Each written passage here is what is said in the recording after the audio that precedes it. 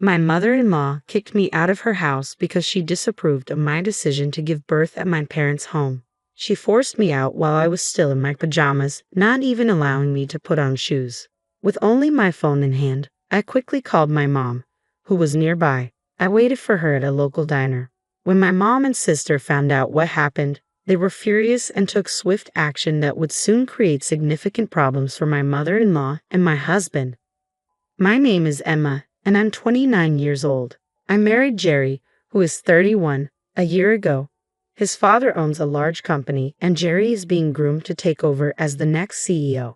He's currently gaining experience at one of their smaller branches. I met Jerry at work, but I wasn't aware of his family's business empire until just before our wedding. The fact that he was in line to become the CEO took me completely by surprise.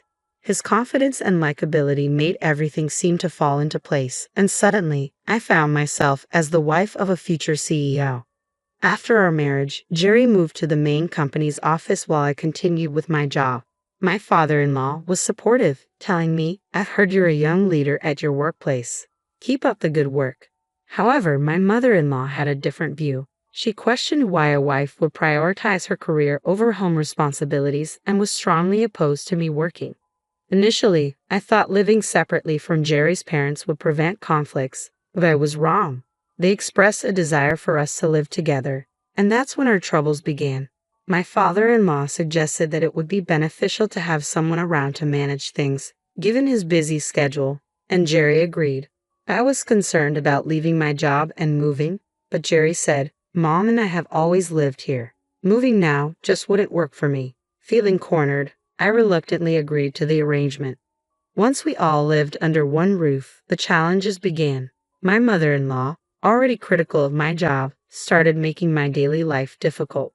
She insisted that I quit my job and take on all the household chores despite my full-time employment. Any small imperfection in my cleaning, whether a speck of dust or a stray hair, would prompt her to demand that I redo it.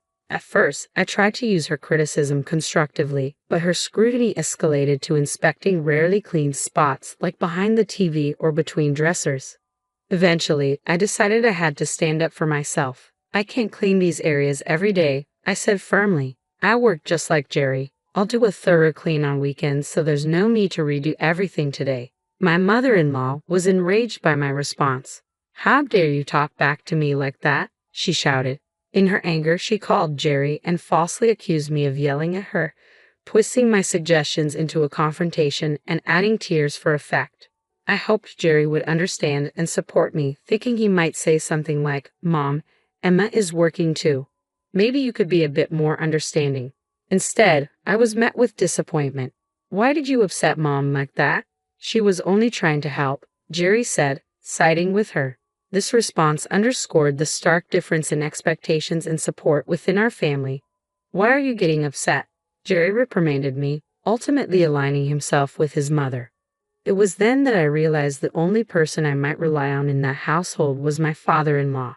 However, his frequent absences due to work left me to navigate the tension on my own. I soon learned that challenging my mother-in-law only led to more disputes and left me feeling deflated, as she would invariably complain to Jerry, who offered no support. To avoid further conflict, I adopted a quieter demeanor, believing it was the only way to maintain some semblance of peace. This strategy carried me through the year until I began experiencing health issues, prompting a visit to the doctor. The diagnosis wasn't just an illness. I was pregnant. Feeling a mix of hope and apprehension about the family's reaction, I decided to share the news with Jerry first. "You know how I've been feeling unwell lately." "Well, I went to the doctor, and guess what? I'm pregnant," I said. "That's great. So, I'm going to be a dad, huh? I can't wait. Do we know the gender yet?" Jerry responded excitedly. "Not yet. Does it matter to you?" I asked, sensing his underlying expectations. "Of course it does. It has to be a boy," he declared. Since Jerry was an only child, I got the impression that having a son to continue the family business was important to him. "What if it's a girl?" I wondered aloud, concerned about how this might impact our family dynamics. "Don't worry, I'm sure it's a boy," he reassured me, though I remained unconvinced. We decided to wait until we could confirm the baby's gender before telling his parents. When we learned we were having a girl, I was thrilled and uninterested in perpetuating any gender bias. Jerry's reaction, however, was less enthusiastic. A girl? Are you sure? Get it checked again, he said, disappointment clear in his voice. His reaction made me anxious about how his mother would respond. Despite his initial disappointment, we knew we couldn't keep the pregnancy a secret from the in-laws any longer. I gently nudged Jerry to share the news. Well, I'm pregnant, he told them. My father-in-law's face lit up with joy. That's wonderful, Emma. We're finally going to have our first grandchild, he exclaimed with genuine happiness. However, my mother-in-law's reaction was immediate and pointed. So, what's the gender? She inquired with a hint of hesitation. I replied, it's a girl. A girl? I hope she's as lovely as you, Emma, my father-in-law said warmly, clearly not concerned about the gender. But my mother-in-law's disappointment was unmistakable. A girl, not a boy. It has to be a boy to make sense for Jerry, she muttered under her breath. I was taken aback by her reaction. Before the tension could escalate, my father-in-law intervened. Honey, why would you say that? Whether it's a boy or a girl, they're still our grandchild. Can't you just be happy? He chided her gently. She seemed subdued after his reprimand, but I knew her mood wouldn't last. True to form, as soon as my father-in-law left for work the next day, my mother-in-law confronted me. Just because you're pregnant doesn't mean you can slack off on the housework. You're not planning to quit your job, are you? If not, keep up with your chores. Pregnancy isn't an illness, you know. Hearing these words from someone who had been through pregnancy herself was jarring. It made me seriously question whether staying here was the right choice for my child. My family's home is about a 4-hour train ride away. Since my dad passed away early, my mom and older sister have been living there together. Perhaps if I shared everything with them, they might welcome me to stay. I began to feel that giving birth at my in-laws' place might not be the safest or most supportive option. I remembered that my family's home could offer a better, more caring environment. I decided to call my mom immediately. Mom, it's Emma. What's up? She asked, surprised by the call. I'm pregnant, and I was thinking, could I come home to give birth? I asked. Congratulations. You should have told us sooner. Of course, you can come home for the delivery. But have you talked this over with your in-laws yet? Not yet, I admitted. Make sure you discuss it properly with them. If they agree, then I see no issue at all, Mom advised, emphasizing the importance of clear communication for the well-being of my baby. Encouraged by my mom's support, I decided to discuss the plan with Jerry. I'm thinking of going home for the birth, I mentioned casually. Oh, going home for the birth? I guess that's fine, Jerry responded nonchalantly. My mom's here, so things should be okay around the house. His quick agreement surprised me, but anticipating potential resistance from my mother-in-law, I decided to speak with my father-in-law as well. After some thought, I approached him. I think it might be best for everyone if I went home for the delivery. Would that be all right? He seemed initially surprised, but then reassured me. If that's what you want, Emma, then it's probably the best decision. I won't oppose it. Could you perhaps speak to your wife on my behalf? He asked. I'll tell her, he promised, seeming supportive of my decision. With his backing, I thought I had secured permission to go home for the delivery without issues. However, on the morning I was scheduled to leave, I woke up to find my packed luggage missing.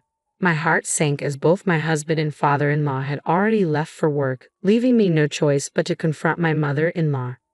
Do you know where my luggage is? I asked hesitantly. Oh, that luggage? I got rid of it, she snapped. I don't need a daughter-in-law who causes so much trouble. Don't ever come back, she shouted aggressively. Stunned by her harsh dismissal, I realized that returning to my family was not just a preference but a necessity for my peace and safety. As she pushed me out the front door, I barely had time to react. I hadn't even put on my shoes, clad only in my pajamas and holding just my smartphone. I heard the front door lock behind me with a definitive click, a clear signal that my mother-in-law wanted to be gone, and she meant it. The thought hit me hard. If I lingered, that door might never open for me again. With this realization, I began to walk away. The peak of summer made the barefoot journey outside nearly unbearable. Seeking some relief, I found refuge in a nearby diner, using the only possession I had, my phone, to reach out for help. I called my mom, who was incensed by the situation and promised to arrive within the hour. Fortunately, she wasn't far away. I spent that anxious hour in the diner, nervously waiting for her. When she arrived, she didn't hesitate. She drove me straight back to our family home, where my sister was already waiting. I shared everything, the harsh actions of my mother-in-law and the apparent indifference of my husband. My mom and sister exchanged quiet words, their murmurs leaving me anxious about their discussion. The next morning, being back at my family home felt like a breath of fresh air. As I went to fetch the newspaper, I opened the door to an unexpected sight. My mother-in-law and husband were kneeling outside. "Emma, I'm so sorry. It was all my fault. Please don't sever ties with my husband's company," my mother-in-law pleaded. "Emma, I'm sorry too. Please can we continue doing business with my dad's company?" my husband added, his voice filled with regret. Confused, I had no idea what they were talking about. Suddenly, my mom and sister appeared from behind. "What on earth are you two doing? Causing a scene this early?" my mom asked sternly, her voice cutting through the morning air. "What does resuming business mean?" she probed, seeking clarity on their sudden change of heart. To avoid further disturbance, my mom invited them inside. The atmosphere was tense, with unspoken questions hanging in the air as we all stepped back into the house. Once everyone was seated, my husband began to plead his case.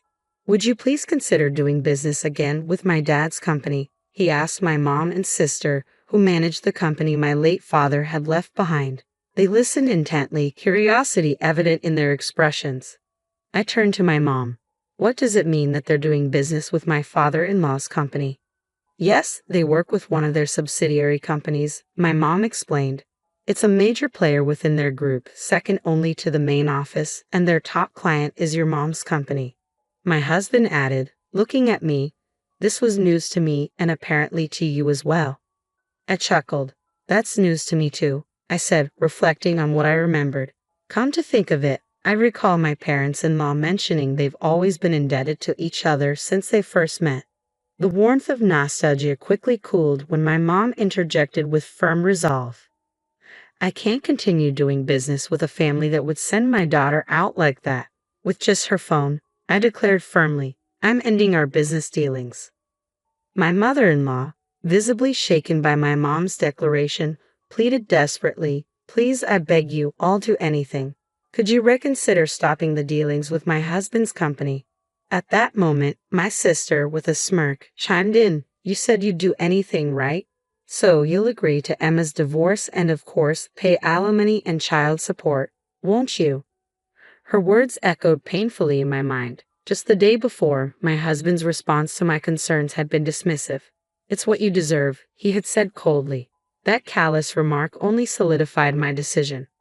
Silently, I found myself in agreement with my mom's stance. Any remaining affection for my husband had evaporated. If my sister hadn't made such a compelling point, I would have brought up divorce myself. Thanks to her well-timed comment, the conversation's dynamics shifted decisively in our favor.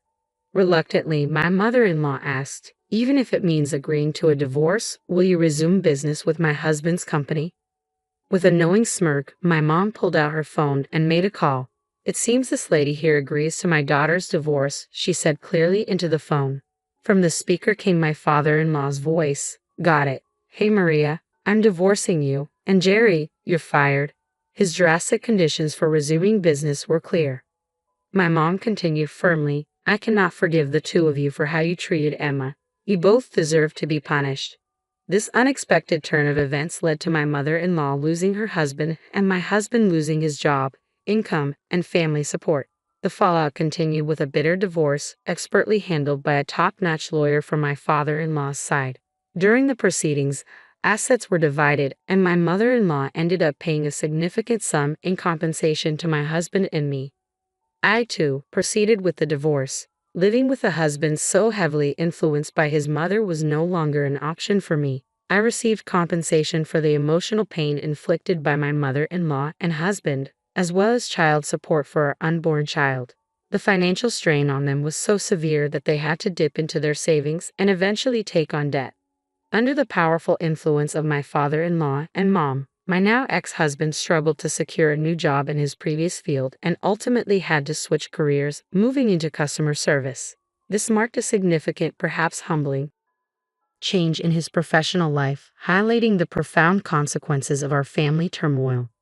However, my ex-husband underestimated his new role in customer service and soon faced numerous complaints, leading to a swift termination. He now lives with his mother, barely scraping by with daily wage jobs. Once accustomed to a lavish lifestyle, they now reside in a small one-bedroom apartment. Their relationship soared and marked by frequent arguments. I sometimes wonder if there's any hope or joy left in their lives. Meanwhile, I safely gave birth at home to a healthy baby girl, surrounded by the support of my mom and sister. As things settle down, I'm planning to join my mom's company, looking forward to a new chapter in my professional life. I did inform my ex-husband about our daughter's birth, but he showed little interest. All I expect from him is to fulfill his child support obligations. I have no intention of letting him be a part of our daughter's life. My focus is on moving forward and living a fulfilling life with my daughter, supported by the love and strength of my family.